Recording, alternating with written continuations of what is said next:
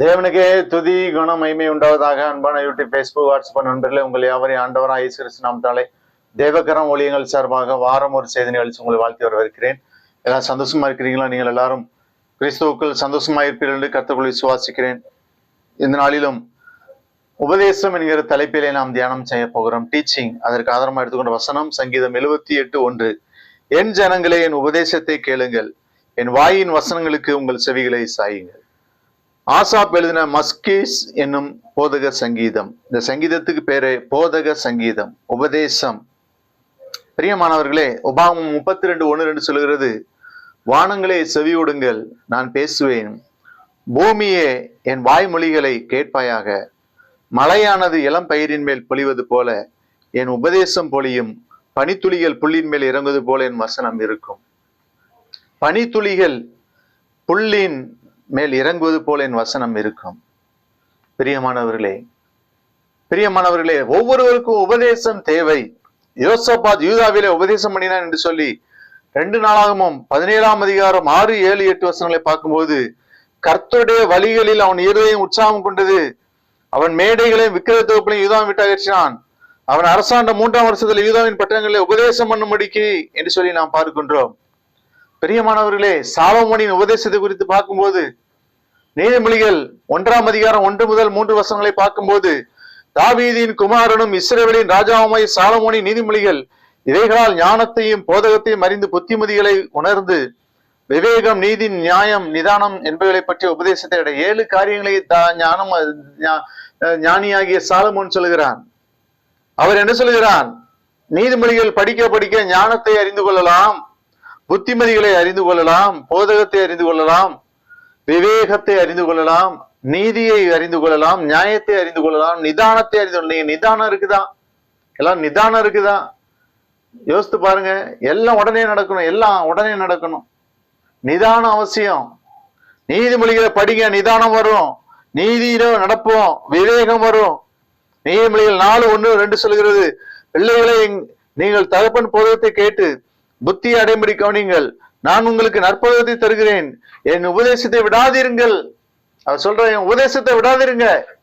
நீதிமொழிகள் 9:9 ஞானம் உள்ளவனுக்கு போதகம் பண்ணு, அவன் ஞானத்தில் தேறுவான், நீதிமானுக்கு உபதேசம் பண்ணு, அவன் அறிவில் விருத்தி அடைவான்.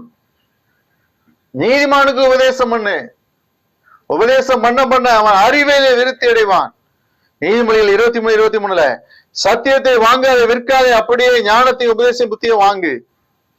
பிரியமானவரே, இந்த தேவகரம் ஊழியத்துல ஏன் யூடியூப் சேனலை நாங்க உருவாக்கணும்?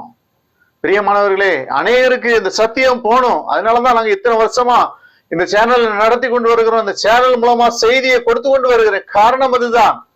இதன் மூலம் நீதிமானுக்கு உபதேசமான அறிவில் விருத்தி அடைவான். நீதிமொழியில் 23:23 சத்தியத்தை வாங்காத விற்காது, அப்படி ஞானத்தை உபதேசத்தையும் புத்தியை வாங்கு. பிரியமானவர்களே, ஏசாயா தீர்க்கதரிசி புத்தகத்தில் சொல்லப்பட்டவை. ஏசாயா 28:9 அவர் யாருக்கு அறிவை போதிப்பார், யாருக்கு உபதேசத்தை உணர்த்துவார், பால் மறந்தவர்களுக்கு முளை மறக்க பண்ணப்பட்டவர்களுக்குமே. ஏசாயா 29:24 வலிவி போகிற மனதுடையவர்கள் புத்திமான்களாகி முறுமுறுக்க உபதேசம் கற்றுக்கொள்வார்கள். முறுமுறுக்கிற உபதேசம் பண்ணு. பிரியமானவர்களே, இயேசுவின் உபதேசத்தை குறித்து பார்க்கும்போது, இயேசு ஜனங்களுக்கு உபதேசம் பண்ணினார். யோவான் 8ஆம் அதிகாரம் 1-2 இயேசு ஒலிவமலைக்கு போனார். மறுநாள் காலையிலே அவர் திரும்பி தேவாலயத்துக்கு வந்த போது ஜனங்கள் எல்லாரும் அவரிடத்தில் வந்தார்கள். அவர் உட்கார்ந்து அவர்களுக்கு உபதேசம் பண்ணினார். டீச்சிங் இஸ் அவசியம். we need teaching. பிரியமானவர்களே, உபதேசம் அவசியம். யோவான் 7:6 இயேசு அவர்களுக்கு பெருத்த, என் உபதேசம் என்னுடையதா இராமல் என்னை அனுப்பினோடதா இருக்கிறது.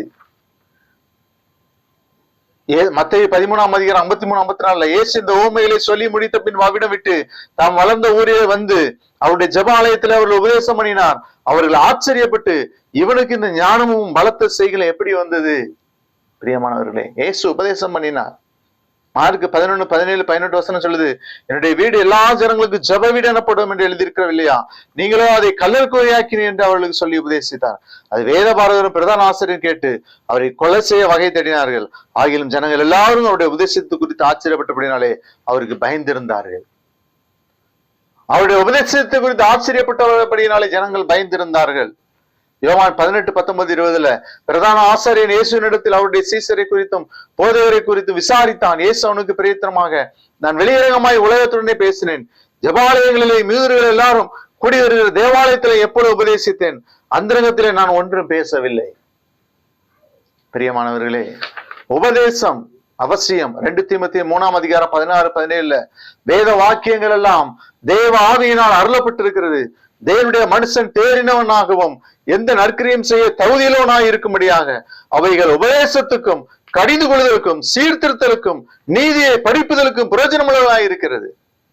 உபதேசம் கேட்க கேட்க நம்ம நீதியில நடப்போம், சீர்திருத்தப்படுவோம், எல்லாருக்கும் பிரயோஜனமா இருக்கும் இந்த உபதேசம். ஆகவேதான் அந்த மினிஸ்ட்ரியில பண்ணிட்டு இருக்கோம். டிவி ஊழியத்தை நாங்க கடந்த 20 வருஷமா பண்ணிட்டு இருக்கோம்னா காரணம் அதுதான். பிரியமானவர், ஆண்டவர் இந்த ஊழியத்தை செய்ய வைத்திருக்கிறார். ஜெபிப்போம். அன்பின் ஆண்டவரே, வசனத்தை அடிப்படையில் ஆசீர்வதியும். இயேசு நாமத்தில் ஜெபிக்கிறோம் நல்ல பிதாவே. தேங்க்யூ.